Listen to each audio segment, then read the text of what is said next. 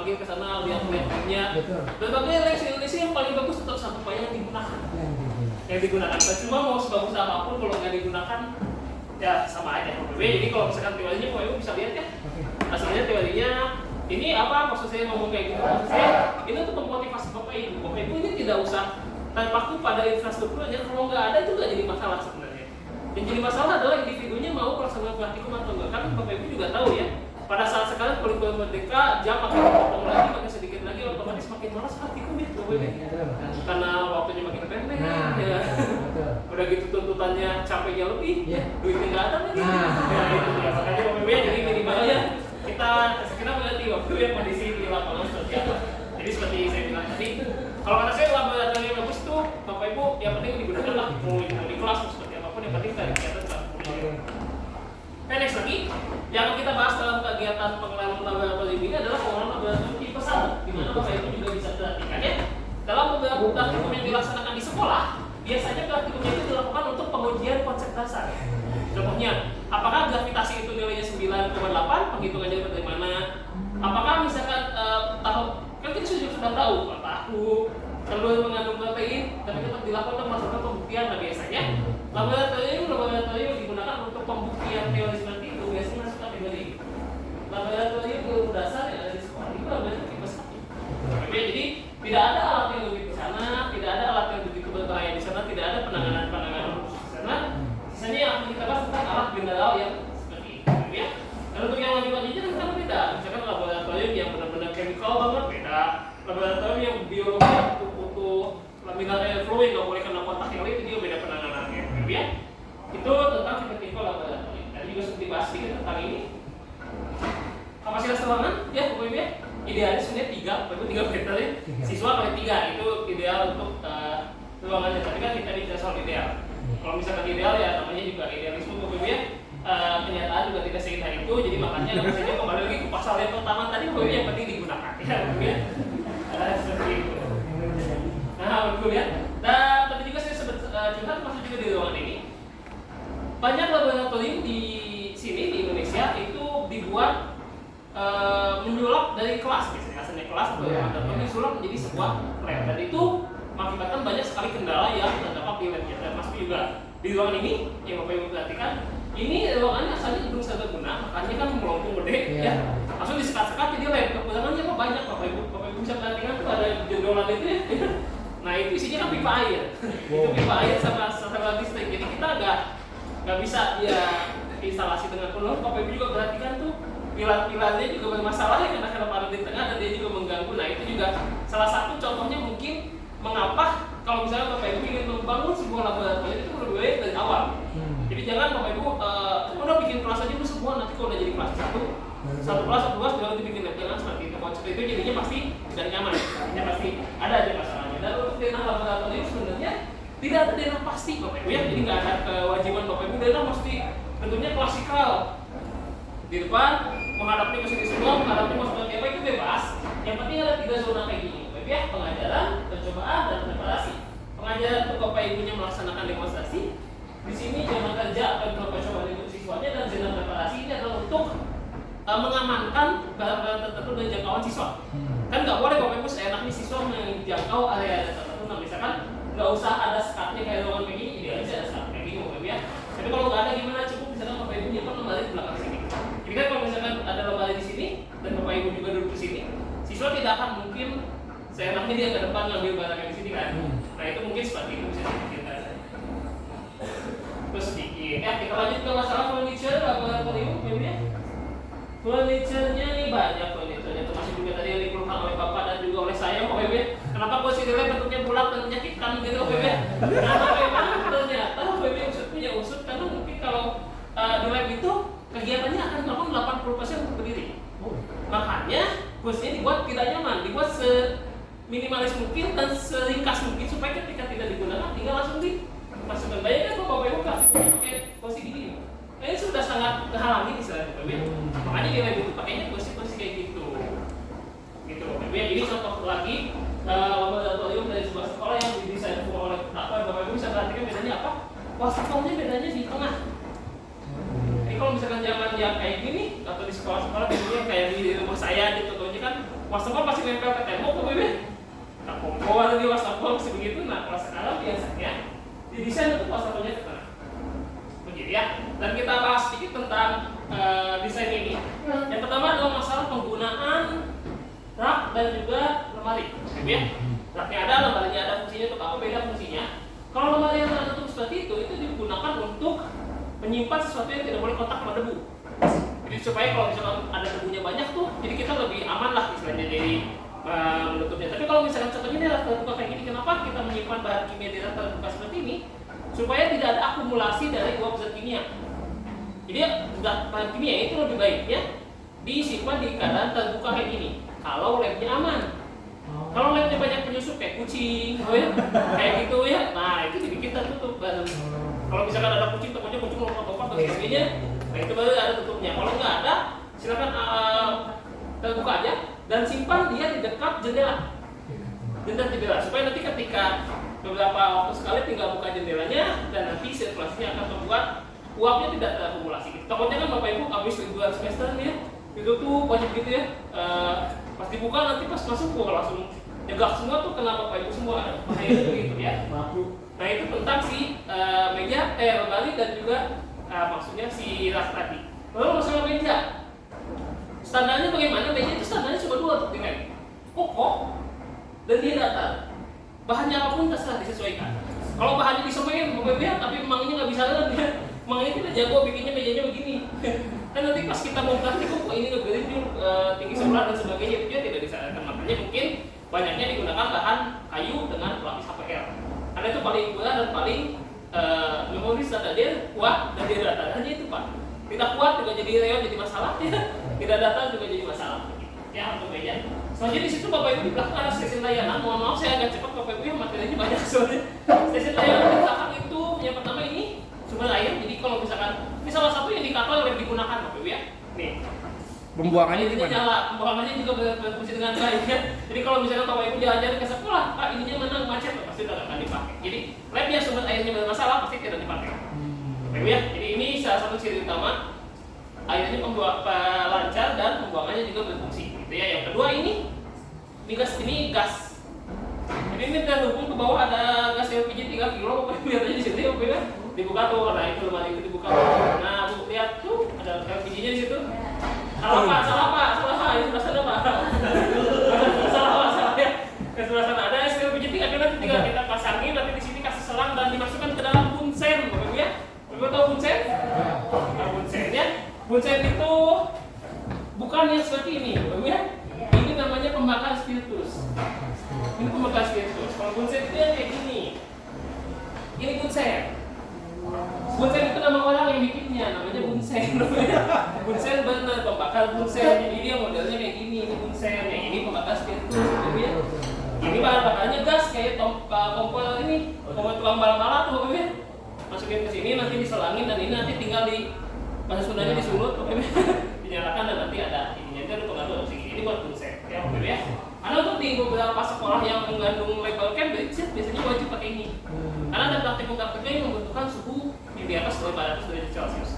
Karena kalau pakai ini paling 300 bapak ya, 300 derajat Celcius nggak akan cukup ke 400 kali panas. Makanya kita butuh pembakaran bunsen. Dan selanjutnya masalah wastafel, ya. Bapak ibu lihat wastafelnya bahannya plastik. Yang disarankan buat lab itu pakai yang plastik pak. Plastik, kenapa yang plastik? Kalau yang stainless steel kayak gini karat habis, kena asam habis.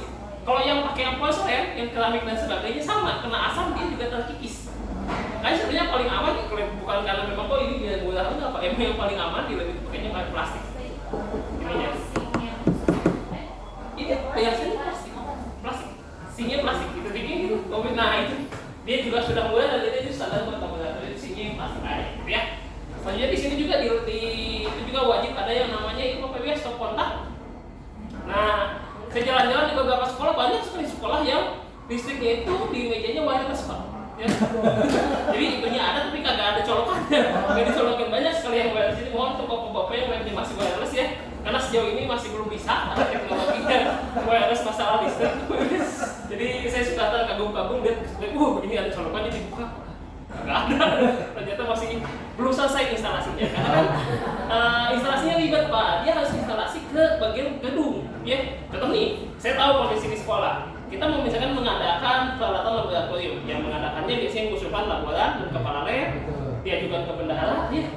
yang mengurus sana prasarana. Biasanya nggak selesai sampai situ tuh Bapak Ibu ya. Jadi sudah sampai dituli, ada udah aja. Tidak dilanjutkan ke bagian sarka, soalnya kan biasanya dia masih kabarnya masih menjuntai, masih wireless, jadi belum coba belum ada dan sebagainya. Dan kalau Bapak Ibu mau pakai sistemnya kayak gitu, lebih baik Bapak Ibu punya sistem kontrol kayak gini. Jadi ketika kita pencet di sini satu tombol itu mati semua. Dan terus ada kayak gitu untuk siswa kan siswa takutnya ada yang tiba-tiba ya macam-macam lah. Dan itu juga dibikinnya ada pada bentuknya gitu mas supaya lebih aman, nggak asal dicolokin dan nggak kena tumpahan air, ya begitu. Oke, cukup begitu, lanjut lagi. Ini ada model-model lainnya lagi Bapak Ibu ya. Oke, ini di Alusan, ada lagi ini di BPK Singgasana Bandung. Semuanya bentuknya di tengah. Pas-pasnya di tengah ya. Meja demonstrasi juga sama, jangan lupakan Bapak Ibu ya. Ketika Bapak Ibu menyiapkan fasilitas buat siswa, siapkan juga fasilitas buat gurunya. Jadi siswanya dikasih wastafel, gurunya enggak, nanti gurunya mau praktikum susah. Bapak Ibu ya, tetap juga kasih buat gurunya. Udah pas. Ya, nanti si Bapak Ibu gurunya malah bolak-balik kan jadinya ya. Selanjutnya ini Bapak Ibu ya, lemari asam. Ini Bapak Ibu di sini ada yang dari background kimia. Kimia berapa orang? 1, biologi, fisika. Ya. Jadi di sini ini kita punya namanya lemari asam, ya. Sudah dilakukan oleh KBBI, tapi kalau kita tinjau dari segi bahasa, ini bahasa Indonesia namanya fuhun. Yang di bahasa Indonesia kan artinya adalah lemari asam. Asam, bukan asam. Ya Bapak Ibu ya, ini mistranslate Bapak Ibu ya.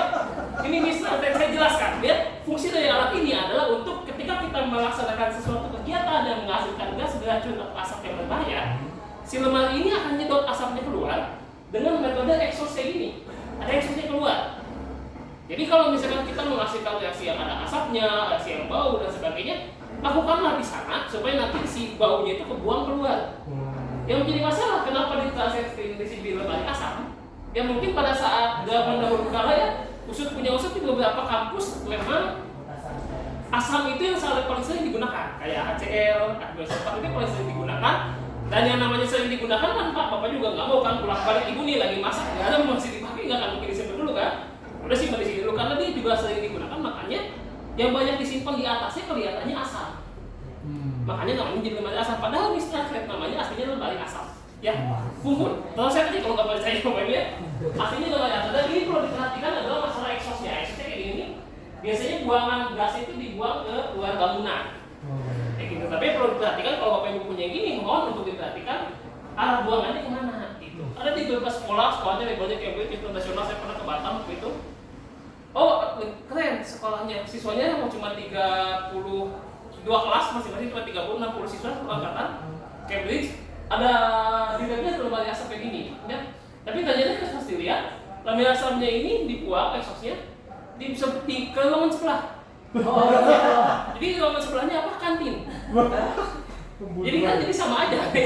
Jadi malah kayak pembunuhan ke sana ya. Makanya oleh karena itu kita mohon perhatikan yang lainnya soal pembuatan lemari asam ini. Kalau di Pudak tadi nanya harganya berapa? Kalau nggak salah kisaran 60-70 juta. Sudah termasuk pemasangan. Jadi kan dia sudah instalasi bokong, tembok dan sebagainya, Bapak ya. Itu akhirnya agak repot untuk masalah lemari asam tadi ya. Tetapi itu sudah dijelaskan oleh Bu Yunita ya. Jadi minimalnya idealnya memang memiliki 2 daun pintu dan 2 akses. Depan belakang masing-masing 2 pintu, 2 daun pintu. Jadi ketika ada kenapa-napa tinggal lari, dorong. Ya. Tapi bisa perhatikan di beberapa tempat umum pintu emergency bentuknya pasti didorong keluar. Nah ini yang suka lucu di Indonesia, di lab katanya kan banyak yang barang mahal. Makanya udah pintunya ke arah dalam, ada tralis besi dan sebagainya. Makanya, jadi kalau kata saya sih ya, untuk di beberapa tempat umum manapun, mau di kelas, mau di labcom dan sebagainya, mohon yang ini tetap harus dilakukan dengan baik. Jadi minimal kalau misalkan pintunya sudah kadung ngaduk ke dalam, kita dibalikin aja kan bisa ya. Si kusennya dibalikin supaya dia jadi pintunya ngaduk ke arah keluar. Jadi minimalnya nggak usah dua daun pintu dan sebagainya, minimal ke arah luar aja ngebukanya. Jadi setiap kelas yang bagus, termasuk juga kelas apa ini? Kelas biasa itu juga wajib seperti ini. 2 daun pintu terbuka ke arah luar. Bapak lihat aja di sekolah-sekolah yang istilahnya yang jadul-jadul kayak buatan Belanda ya, yang buatan Jepang itu semuanya udah pakai metode begini. Kalau dibuat supaya lokal, ya gitu dikasih tralis besi supaya siswanya nggak bisa keluar. Karena lawan pencurian, gitu. Takut ada yang curi. Padahal ya itu aja uang negara. Ini apa sudah direm. Tadi ada yang nanya Bapak ya, bolehkah pakai AC? Jawabannya boleh. Ya, karena di kita itu tidak menggunakan zat-zat yang berbahaya. Kalau misalkan zat yang berbahayanya banyak, praktiknya sering dilakukan, itu udah zat kimianya kemana-mana, itu tidak boleh digunakan. Kalau misalkan zat kimianya banyak dari Bapak Ibu, contohnya di sekolah di kota-kota besar aja kan pasti panas Bapak Ibu. Karena kota-kota besar di Indonesia mayoritas di pinggir pantai. Coba aja perhatikan. Karena kota besar yang di tidak pinggir pantai itu paling Bandung, Malang dan sebagainya Bapak Ibu. Sisanya ya, kota-kota besar itu dekat-dekat pantai, pasti panas. Karena kita di tropis Bapak Ibu ya. Dan untuk masa kita mau praktikum pakai jas lab, panas-panas, keringetan dan sebagainya itu tidak akan nyaman, makanya silakan pakai jas lab, pakai AC. Tapi kalau misalkan minimal lah di Bapak Ibu ya, ada asap atau ada bau, silakan Bapak Ibu buka jendelanya, matikan AC-nya dan biarkan sirkulasi udaranya mengalir dengan baik. Jadi kuncinya sebenarnya bukan masalah boleh atau tidaknya pakai AC, tapi sirkulasi udaranya bisa berjalan dengan baik. Masalahnya ketika ada developer bangunan yang bikin sebuah bangunan lab pakai AC, biasanya kacanya dibikin permanen. Iya, betul. Nggak bisa dibuka. Nah itu yang jadi masalah. Jadi makanya udah itu aja ini pakai AC kan, jadi udah pas ada sesuatu udah nggak bisa diapain tuh. Makanya sarannya minimal selain juga tadi jendelanya yang diperbanyak, tambah juga ini exhaust fan kayak gini Bapak Ibu ya. Ini instalasinya mulai dari beli juga coba 150.000. Kalau misalkan dibutuhkan saluran udara ekstra, tinggal nyalain ini supaya nanti dia nyedot dari dalam keluar. Kita juga punya di balik tirai itu ada exhaust Bapak Ibu ya. Jadi kalau misalkan ada sesuatu tinggal di edit aja supaya nanti udaranya semakin besar ya. Oke, Bapak Ibu ada yang ingin ditanyakan, didiskusikan, silakan untuk bebas Bapak Ibu ya. Ini saya mau di tackling ya, mau disela silakan Bapak Ibu. Kita diskusi aja tentang bagaimana laboratorium itu seharusnya atau Bapak Ibu punya pengalaman tentang pengembangan webnya, jadi silakan Bapak Ibu ya untuk didiskusikan. Kita silakan Pak. Jadi kuda itu ada layanan konsultasi pembuatan lab gitu. Oh betul Pak, di kita tuh one stop solusi ya. Jadi kalau misalkan Bapak jangan khawatir, banyak gini Kepudak tuh saya mau nanya-nanya Kepudak soal lab, tapi takutnya nanti nggak jadi beli Kepudak. Nggak apa-apa Pak, udah sering. Udah sering ya, PHP udah sering betul. Jadi Bapak mau nanya-nanya tentang laboratorium, ada yang pernah desainnya udah kita bikinin tapi ternyata belinya kayak yang lain, desainnya pakai desain kita pernah ada nggak apa-apa. Kita udah sering Pak ya. Jadi silakan Bapak kalau mau nanya-nanya masalah laboratorium bisa langsung ke sales-salesnya Kepudak yang tadi Bapak kan udah dapat kartu nama. Ke situ aja kalau masalah lab apapun Bapak Ibu ya. Bisa pokoknya lab yang istilahnya lab yang tipe 1 tadi, bukan lab yang expert yang coba laboratorium bengkel kan kita nggak tahu Bapak Ibu ya. Yang laboratorium biasa pasti bisa kita atasi gitu masalahnya. Oke, lanjut lagi ke yang ini Bapak Ibu ya. Tadi mau udah ya sebenarnya gitu. Penataan nih. Dalam melaksanakan penataan ruangan laboratorium ini salah satu yang paling sering terjadi adalah mengklasifikasikan alat berdasarkan mata pelajaran. Kenapa saya bilang ini kesalahan? Karena contohnya saya punya ini nih ya, gelas kimia. Saya juga nggak sampai sekarang nggak tahu kenapa dia disebut gelas kimia. Ya kan kalau gelas biologi, gelas fisika, padahal kan nama bahasa Inggrisnya di beker gelas untuk dipanaskan, ya. Kenapa dalam kita jadinya gelas kimia? Seolah-olah itu milik kimia, gitu. Padahal di biologi pakai, ya di fisika juga pakai. Makanya di sini salah satu contohnya itu kan kalau misalkan kita nih, contohnya Bapak Ibu habis praktikum viskositas pakai fisika atau in-house yang pakai biologi, dibagiin ke anak-anak, siapa nak simpen lagi? Ya apa namanya ya? Tadi harus pelajaran biologi sih, cuma biologi. Karena anak tidak tahu, makanya Bapak Ibu pengklasifikasian itu dilakukan berdasarkan materialnya. Kaca sama kaca, ya plastik sama plastik, logam sama logam. Jadi semuanya berdasarkan materialnya. Bapak Ibu perhatikan situ tuh alat gas, pecah belas, semua di sini elektronik semua ya Bapak Ibu. Ini alat umum semua logam gitu Bapak Ibu. Jadi pembagiannya itu bukan berdasarkan mata pelajaran, tapi berdasarkan material pembuatnya. Karena insya Allah kalau satu tipe biasanya satu perawatan. Contoh nih ada alat yang namanya mikroskop, ada alat yang namanya cetodaya. Dua-duanya alat fisika. Karena mikroskop bukan alat biologi, adalah alat fisika ya, alat optik ya. Ya jadi perawatannya sama, nggak boleh kena debu, nggak boleh kena cahaya matahari langsung. Harus dijaga juga kalau nggak banyak, kan perawatannya sama, dia bisa ditempatkan pada suatu yang tempat yang sama, gitu ya. Dan ini prinsip-prinsip penataannya banyak sebenarnya Bapak Ibu ya, Bapak Ibu tinggal baca aja nanti. Dan mungkin yang ingin saya tekankan adalah ketika Bapak Ibu nanti setelah selesai kegiatan ini dan kembali ke webnya, Bapak Ibu coba jalan-jalan di webnya, belusukan ya, kayak pemerintah, coba cari Bapak Ibu, ada nggak sebuah alat yang Bapak Ibu tidak tahu itu fungsinya untuk apa. Nah, jangan-jangan ini alat apa? di sini. Ya, mohon jangan sampai ada alat yang seperti itu. Jadi setelah itu Bapak Ibu silakan melakukan inventarisasi ulang untuk mengetahui kekayaan asli dari laboratoriumnya. Jadi ini ada berapa, ada berapa dan sebagainya untuk nanti baru dilakukan penataan ulang. Jadi kalau misalkan pengen membenahi lab, keluarin dulu semua, sortir pilah, yang nggak kepake dibuang, masukin lagi di tangan. Kalau pakai kalau sendiri jangan pakai